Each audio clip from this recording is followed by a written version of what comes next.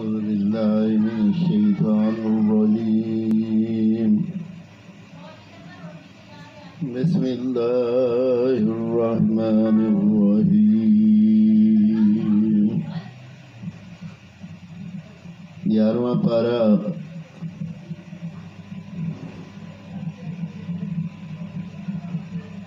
دو رکوع سے 3 رکوع تک کا ترجمہ پڑھ رہا ہوں۔ اللہ پاک مجھے صحیح پڑھنے کی توفیق دے، آمین ثم آمین۔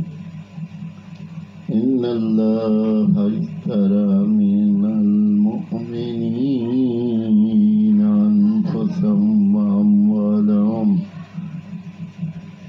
بأن لهم الجنة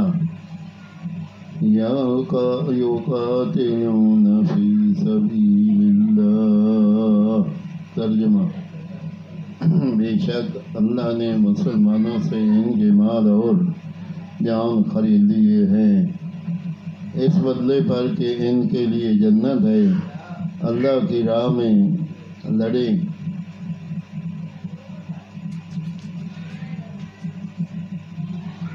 تو مارے اور مریں۔ اس کے ذمہ کرم پر سچا وعدہ توریت اور انجیل اور قرآن پاک میں، اور اللہ سے زیادہ قول کا پورا کون، تو خوشیاں مناؤ اپنے سودے کی جو تم نے اس سے کیا، اور یہی بڑی کامیابی ہے۔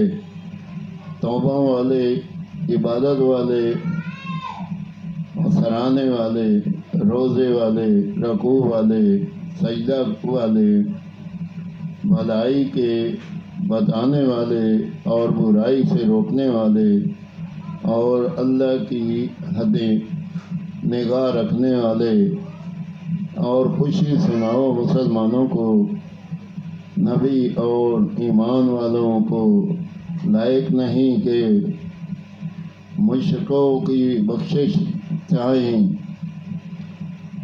اگرچہ وہ رشتہ دار ہوں، جب کہ انہیں کھل چکا ہے کہ وہ دوستی ہیں، اور ابراہیم کا اپنے باپ کی بخشش چاہنا وہ تو نہ تھا مگر ایک وعدے کے سبب جو اس سے کر چکا تھا۔ پھر جب ابراہیم کو کھل گیا کہ وہ اللہ کا دشمن ہے، اس سے تنکا توڑ دیا، تعلق ہو گیا۔ بے شک ابراہیم بہت آہیں کرنے والا متحمل ہے، اور اللہ کی شان نہیں کہ کسی قوم کو ہدایت کر کے گمراہ فرمائے جب تک انہیں صاف نہ بتا دے کہ کس چیز سے انہیں بچنا ہے۔ بے شک اللہ سب کچھ جانتا ہے۔ بے شک اللہ ہی کے لیے آسمانوں اور زمین کی سلطنت چلاتا ہے اور مارتا ہے، جلاتا ہے اور مارتا ہے، اور اللہ کے سوا نہ تمہارا کوئی والی اور نہ مددگار۔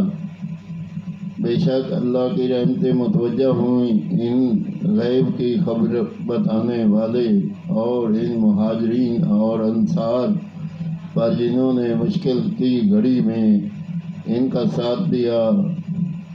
بعد اس کے قریب تھا کہ ان میں کچھ لوگوں کے دل پھر جائیں، پھر ان پر رحمت سے متوجہ ہوا۔ بے شک وہ ان پر نہایت مہربان رحم والا ہے۔ اور ان 3 پر جو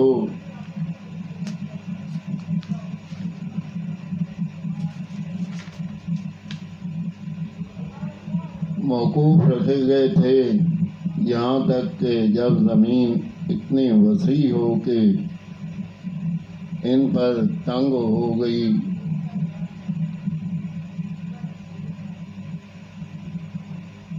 اور وہ اپنی جان سے تنگ آئے اور انہیں یقین ہوا کہ اللہ سے پناہ انہیں مگر اسی کے پاس پھر اس کی توبہ قبول کی کہ تائب رہیں، بے شک اللہ ہی توبہ قبول کرنے والا مہربان ہے۔